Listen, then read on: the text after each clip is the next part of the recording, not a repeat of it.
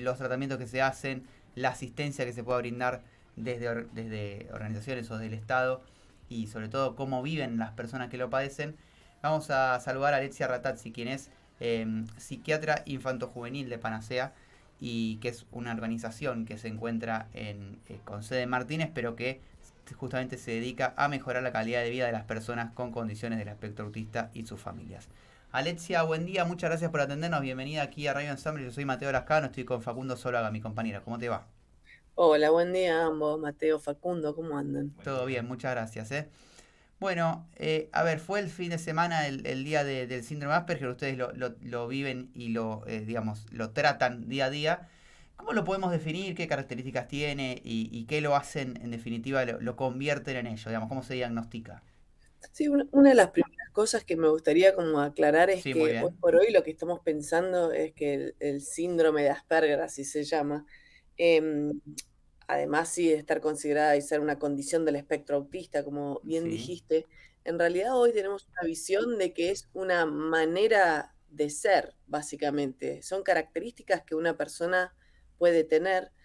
Es verdad que es una minoría de personas, pero lo que quiero un segundito como desandar de lo muy bien, que sí. acabas de decir es, tratemos de no pensarlo como un trastorno, no pensarlo como un diagnóstico en salud mental, no pensarlo como, che, esta manera de ser es algo que no es deseable y tenemos que cambiar esa manera de ser que tienen algunas personas. Esto lo quiero puntualizar porque uno lo tiene a veces como muy junto, y más cuando muchas personas lo nombran como trastorno de Asperger, mejor decirle síndrome de Asperger.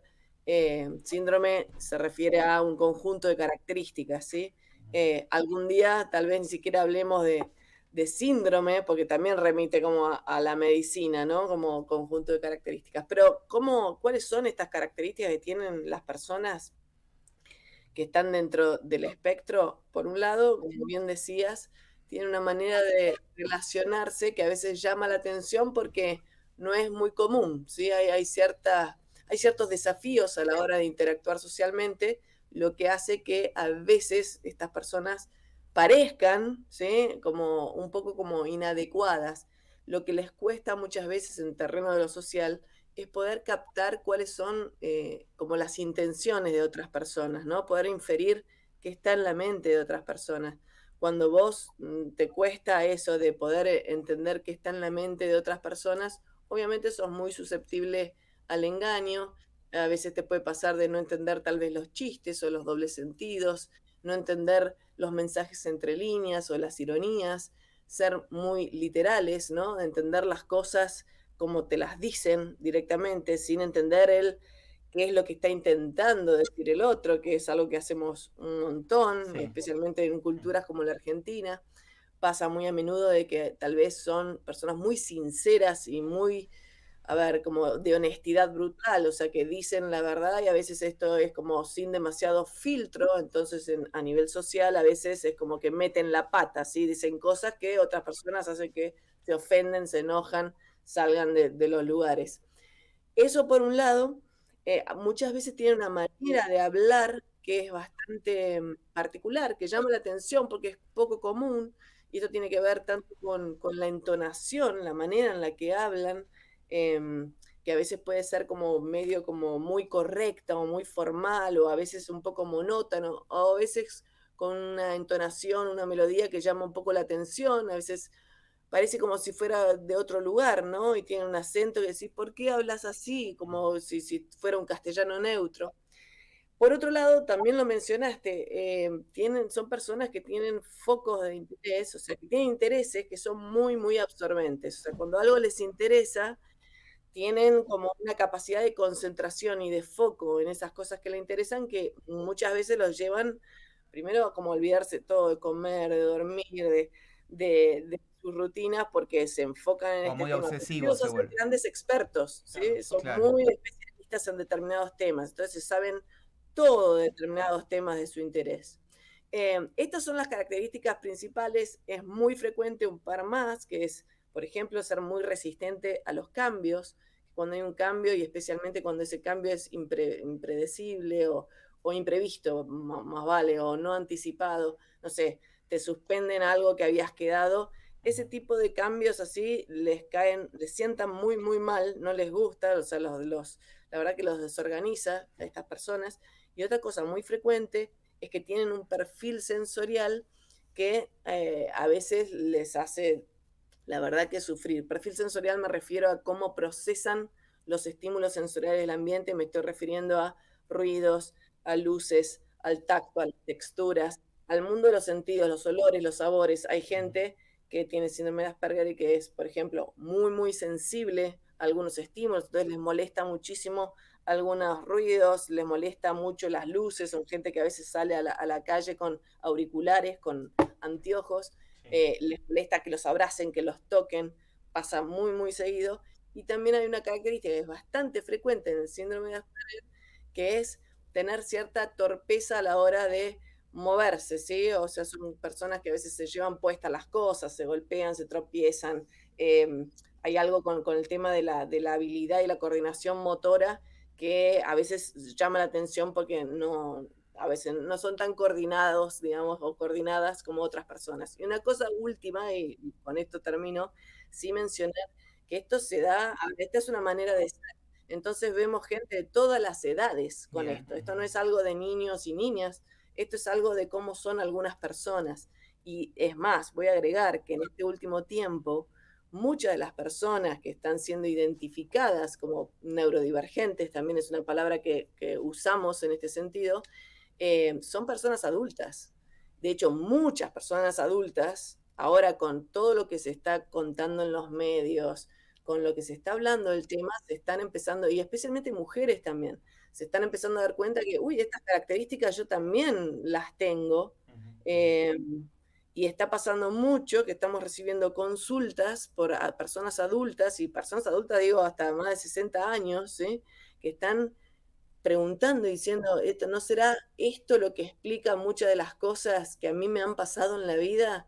Y esto estamos, nada, muy, a ver, teniendo que responder a una inmensa demanda. Así que no lo pensemos como esto es una cuestión de niños y niñas, pensémoslo que esto es una manera de ser que tienen algunas personas, que no tiene nada de malo, que lo que hay que hacer es aceptar y respetar esa manera de ser porque es una minoría que es parte de la diversidad humana, como siempre nos gusta aclarar, y tenemos que tratar de, nada, naturalizar en realidad un poco esto y no, nada, tratar de no enmarcarlo como que esto es un problema.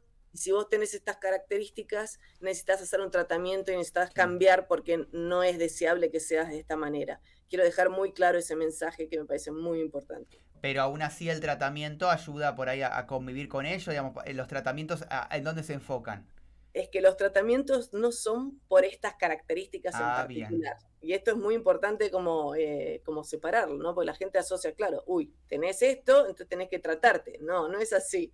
Claro. Estas características las tenés que hacer, la gente alrededor las tiene que aceptar y respetar, como cuando hablamos de, no sé, alguien, siempre uso el ejemplo de los colores de pelo.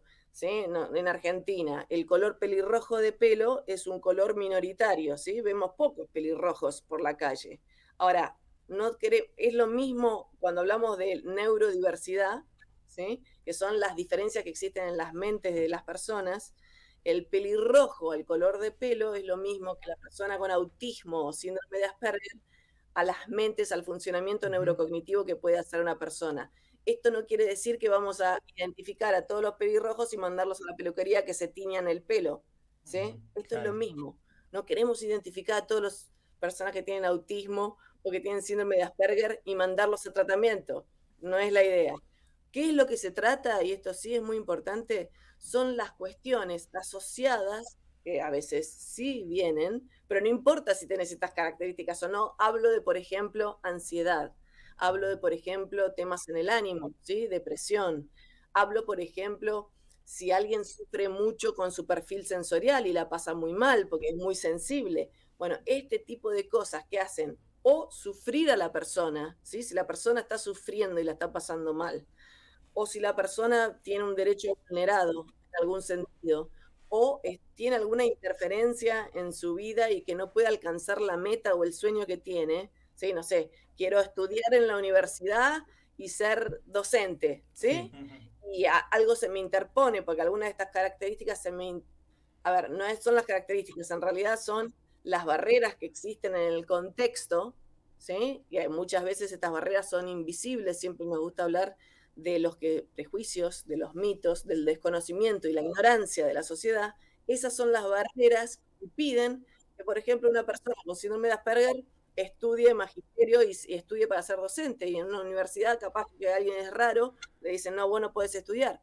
Eso es una vulneración de un derecho por un lado, pero el problema está en la no aceptación de la sociedad, Pero las ¿sí? condiciones No en la cognitivas las persona. tiene. Exactamente, no, sí, claro, pero no depende. A ver, el derecho de cualquier persona, por ejemplo, es estudiar, ¿sí? Sí.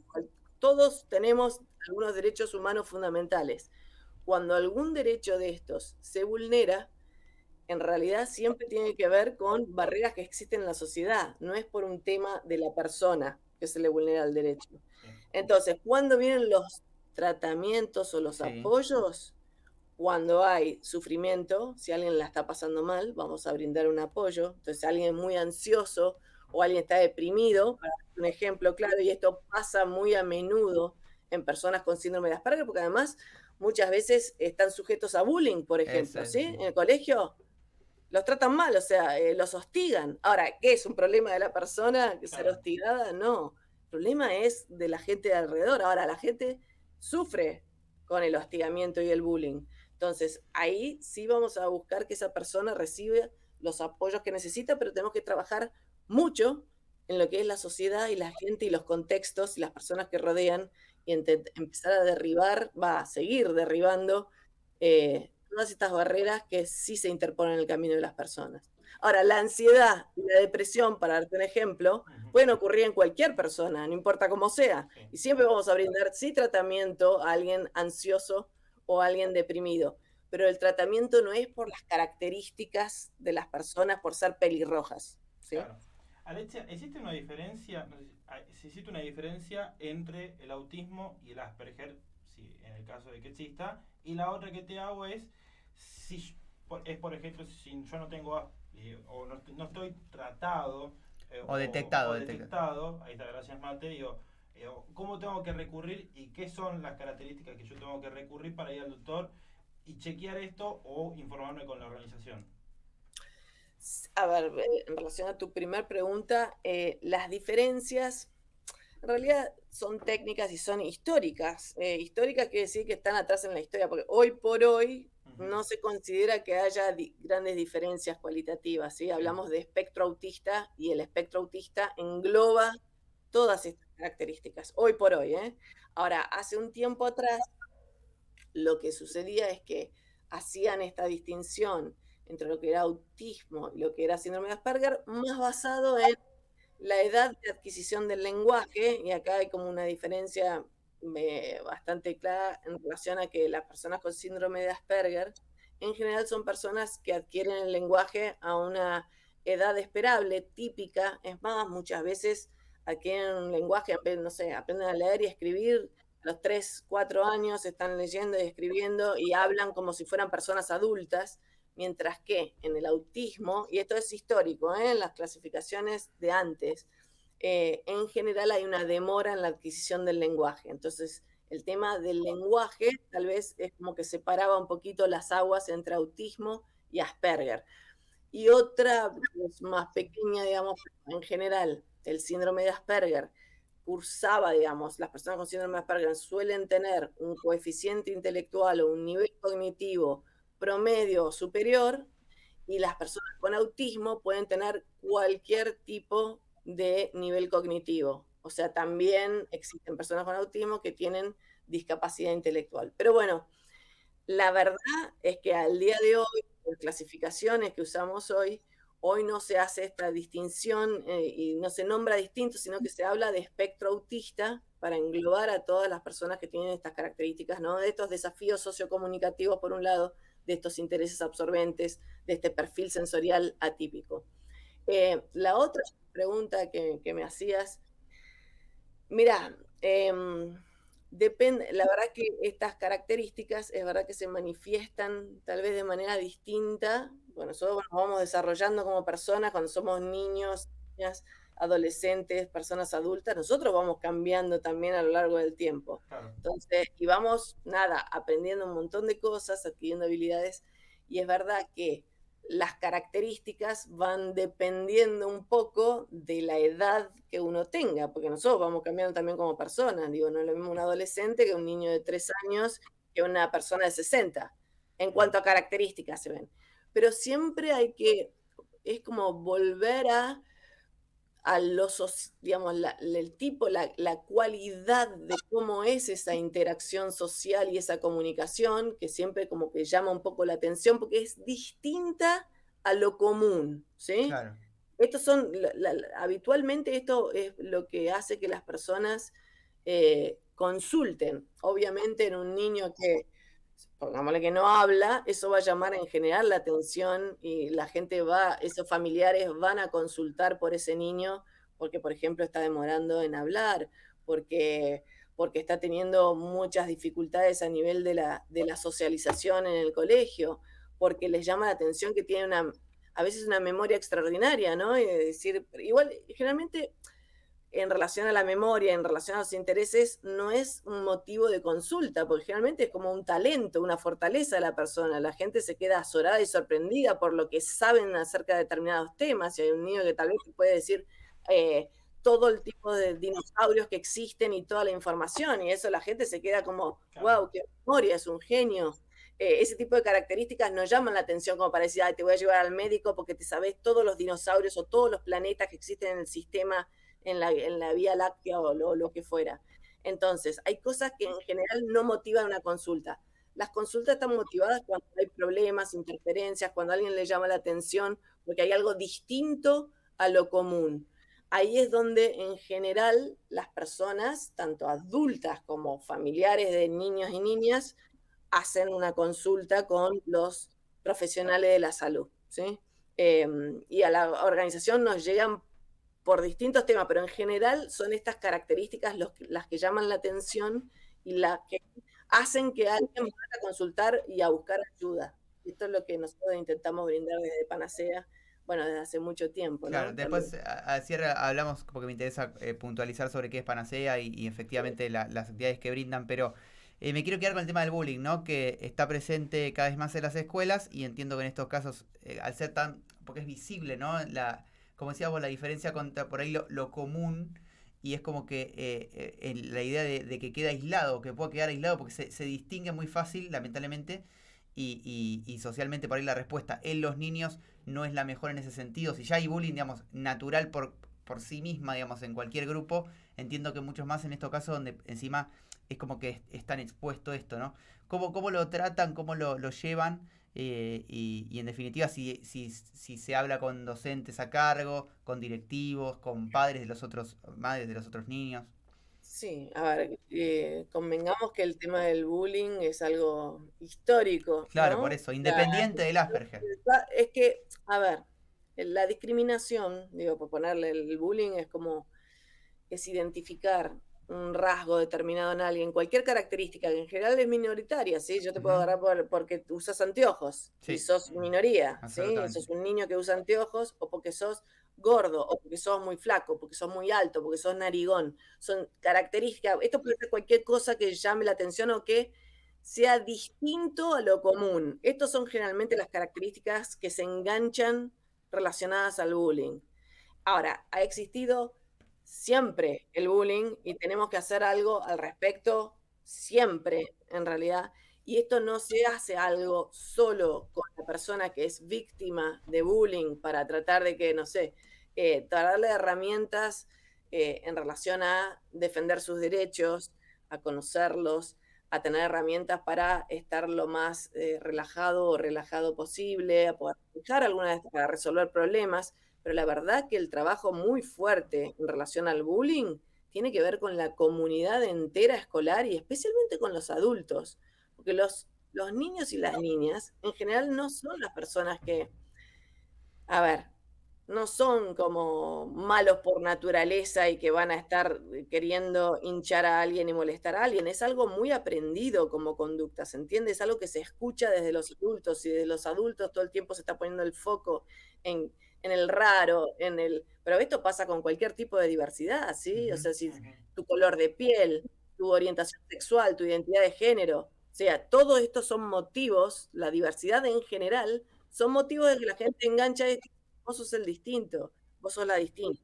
También pasa con el funcionamiento neurocognitivo. El problema en general está en los adultos, o sea, en la cultura que tiene que ver con las personas adultas. Entonces hay que trabajar muy fuerte en las comunidades escolares, muy fuerte, con la cultura, que es, a ver, como las creencias que existen en esa comunidad escolar y trabajar muy fuertemente con los docentes, con la comunidad de padres y familiares, también obviamente con los pares, los compañeros y la gente de su edad y con la persona. A ver, cuando uno habla de bullying tenés que trabajar a todos los niveles que están en ese contexto que está habilitando de alguna manera esta situación que la verdad que es muy fea y hay mucha gente que sufre mucho por este tipo de situaciones y de hostigamiento y que muchas veces están basadas en la ignorancia, porque la verdad es que es la Sí, ignorancia. claro.